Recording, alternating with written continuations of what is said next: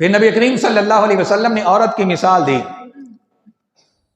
فرمایا عورت جو ہے یہ پسلی سے پیدا کی گئی، عورت پسلی سے پیدا کی گئی۔ اب علماء نے نبی کریم صلی اللہ علیہ وسلم کے اس فرمان کی دو تشریحات کی ہیں۔ پہلی تشریح یہ کی کہ نبی کریم صلی اللہ علیہ وسلم یہ جو فرما رہے ہیں کہ عورت کو پسلی سے پیدا کیا گیا ہے،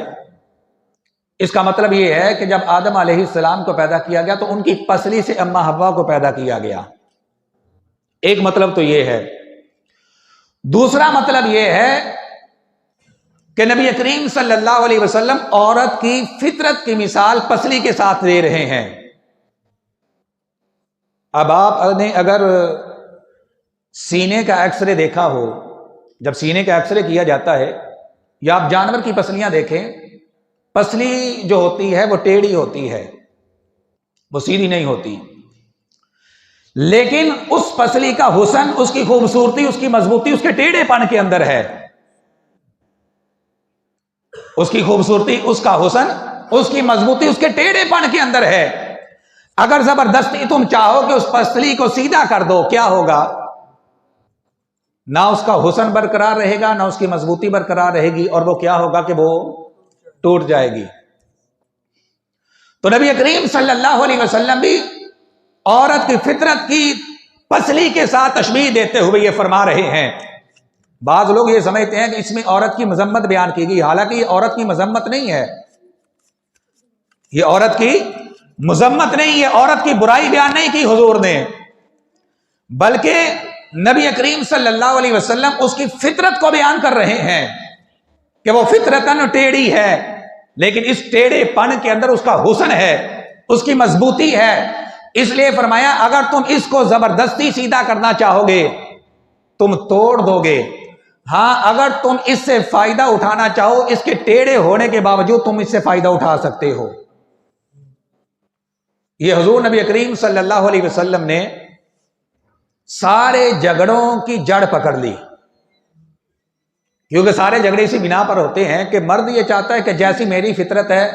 ویسی عورت کی فطرت بن جائے۔ اور بھائی ایک باپ کے دو بیٹے ہونا، ان کی فطرت آپس میں نہیں ملتی، اس کی تو جنس ہی علیحدہ ہے، مرد کی جنس علیحدہ ہے، عورت کی جنس علیحدہ ہے، اس کی فطرت تمہارے ساتھ کس طرح مل سکتی ہے؟ تمہاری فطرت الگ ہے، اس کی فطرت الگ ہے۔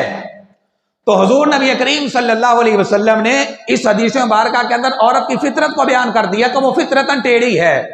لیکن یہ ٹیڑھا ہونا اس کا حسن ہے، اس ٹیڑھے پن کے اندر اس کی مضبوطی ہے۔ اگر تم اس کو زبردستی سیدھا کرنا چاہو گے تو فرمایا اپنا گھر برباد کر لو گے، اس کو توڑ بیٹھو گے، فائدہ کچھ نہیں ہوگا۔ ہاں اگر اس سے فائدہ اٹھانا چاہتے ہو، اس کے ٹیڑھے ہونے کے باوجود اس سے فائدہ اٹھا سکتے ہو۔ یہ حضور نبی کریم صلی اللہ علیہ وسلم نے جو ایک بنیادی بات تھی اس کو نبی کریم صلی اللہ علیہ وسلم نے بیان فرما دیا کہ سارے جھگڑے یہاں سے شروع ہوتے ہیں کہ مرد یہ چاہتا ہے کہ بس یہ میری مرضی کے بغیر اونچی آواز میں سانس بھی نہ لے، میری مرضی کے خلاف کوئی کام نہ کرے۔ تو نبی کریم صلی اللہ علیہ وسلم فرما رہے ہیں اگر تم اس طرح اپنی فطرت کے مطابق سوچ ڈالنا چاہو گے، گھر کا سکون برباد کر لو گے، کچھ بھی حاصل نہیں ہوگا۔ ہاں اگر اس سے فائدہ اٹھانا چاہتے ہو تو اس کے ٹیڑھے ہونے کے باوجود اس سے فائدہ اٹھا سکتے ہو۔ پھر قرآن کریم نے فرمایا فَإِن كَرِهْتُمُوهُنَّ فَعَسَىٰ أَن تَكْرَهُوا شَيْئًا۔ جب اللہ تبارک و تعالیٰ نے یہ حکم دیا نا کہ بیویوں کے ساتھ اچھا سلوک کرو، تو ساتھ ہی کیا فرمایا فَإِن كَرِهْتُمُوهُنَّ فَعَسَىٰ أَن تَكْرَهُوا شَيْئًا۔ اگر تمہارے نکاح کے اندر کوئی ایسی عورت آ جاتی ہے جو تمہیں ناپسند ہے، اس کی فطرت تمہیں ناپسند ہے، شکل و صورت کے لحاظ سے تمہیں ناپسند ہے، تو اللہ تبارک و تعالیٰ فرماتا ہے ہو سکتا ہے تم کسی چیز کو ناپسند کرو، وَيَجْعَلَ اللَّهُ فِيهِ خَيْرًا كَثِيرًا، اور جس چیز کو تم ناپسند کر رہے ہو اسی چیز کے اندر اللہ تبارک و تعالیٰ نے تمہارے لیے خیر کثیر رکھی ہوئی ہو سکتا ہے تمہیں عورت کی شکل و صورت پسند نہ آئے، ہو سکتا ہے اس کی کوئی عادت پسند نہ آئے، لیکن تمہیں کیا پتا کہ تمہارے لیے اس کے مقدر میں اللہ تبارک و تعالیٰ نے کتنی خیر کثیر رکھی ہوئی ہے۔ کیا معلوم اللہ تبارک و تعالیٰ تمہیں اس عورت کے بطن سے نیک اولاد عطا فرما دے۔ کیا معلوم اللہ تبارک و تعالیٰ اس کے مقدر سے تمہیں اتنا رزق عطا کر دے جو تمہارے خواب و خیال کے اندر بھی نہ ہو۔ اور ہم نے کئی لوگ ایسے معاشرے کے اندر دیکھے ہیں کہ نکاح سے پہلے وہ بیچارے بڑی تنگ دستی کی زندگی بسر کر رہے تھے، اور اس بارے میں فکر مند ہوتے ہیں کہ شادی ہو جائے گی تو پتہ نہیں کیا ہوگا، لیکن جب نکاح ہوتا ہے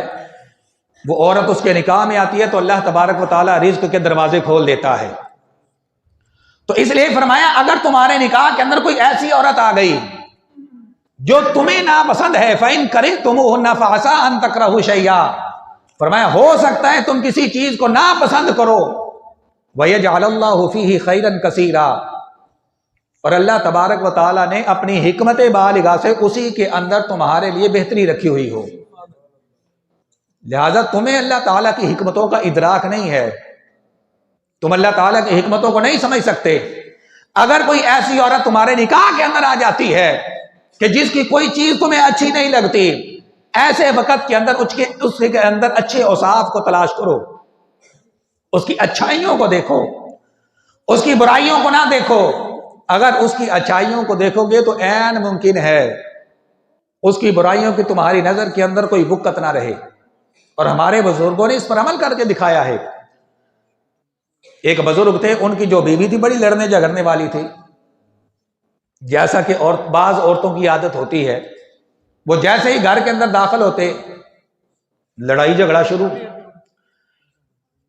تو تکار شروع ہو جاتی۔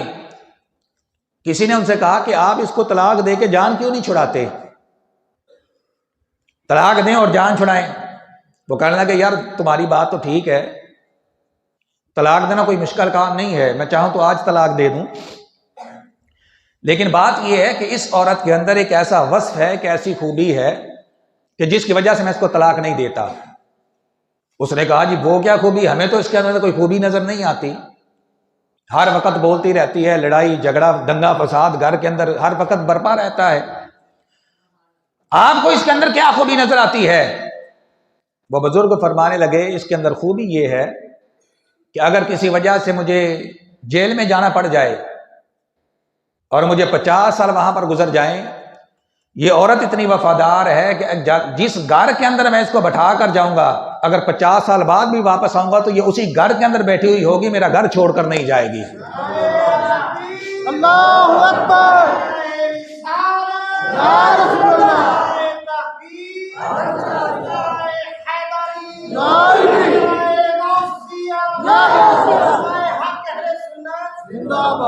تو یہ ہمارے بزرگوں نے قرآن کریم کے اس فرمان پر عمل کر کے دکھایا ہے،